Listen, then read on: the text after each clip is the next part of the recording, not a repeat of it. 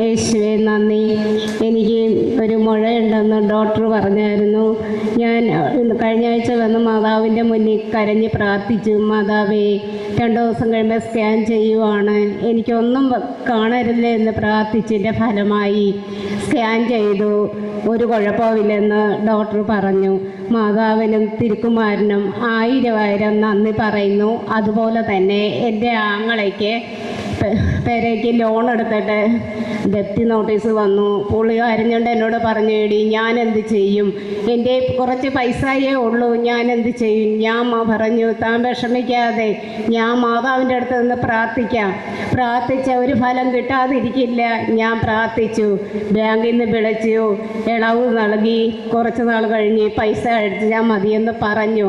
അതുകൊണ്ട് എൻ്റെ കാര്യങ്ങളെല്ലാം മാതാവ് സാധിച്ചു തരുന്നുണ്ട്. ഞാൻ വിളിച്ചപേക്ഷിക്കുമ്പോൾ അമ്മ എൻ്റെ കൂടെ ഉണ്ടെന്ന്. അതുകൊണ്ട് അമ്മയ്ക്കും തിരുക്കുമാരനും 1000 നന്ദി ഞാൻ പറയുന്നു.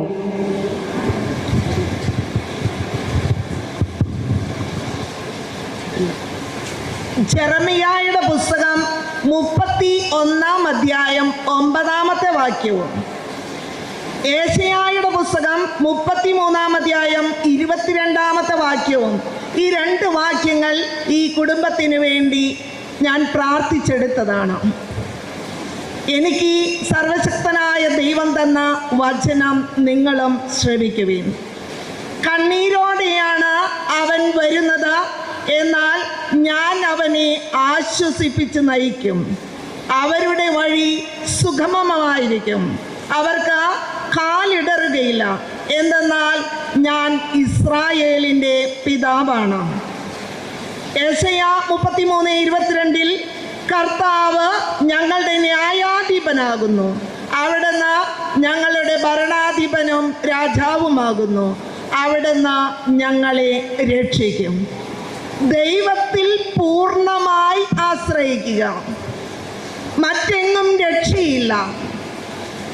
എൻ്റെ സർവശക്തനായ ദൈവത്തിലാണ് എൻ്റെ പ്രത്യാശ എന്ന് വിശ്വസിച്ചുകൊണ്ട് കുടുംബത്തിൻ്റെ പ്രാരാബ്ദങ്ങൾ, രോഗങ്ങൾ, ആവശ്യ ഘട്ടങ്ങളിൽ ഇടപെടണമേ എന്ന മാതാവിനോട് ഉരുവിടുക.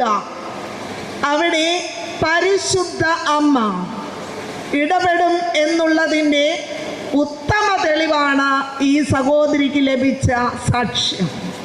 നമുക്ക് ഈ കുടുംബത്തിന് ലഭിച്ച അനുഗ്രഹങ്ങളെ ഓർത്തുകൊണ്ട് പരിശുദ്ധ അമ്മയെ പ്രകീർത്തിച്ചുകൊണ്ട്, ഇന്ന് അമലോത്ഭവ തിരുനാളും കൂടിയാണ്, അമ്മയെ ഓർത്ത് സ്തുതിച്ച് പ്രാർത്ഥിക്കുന്നതോടൊപ്പം തിരുക്കുമാരന് നന്ദി പറയുകയും ചെയ്യാം. യേശുവേ നന്ദി, യേശുവേ സ്തുതി, യേശുവേ മഹത്വം.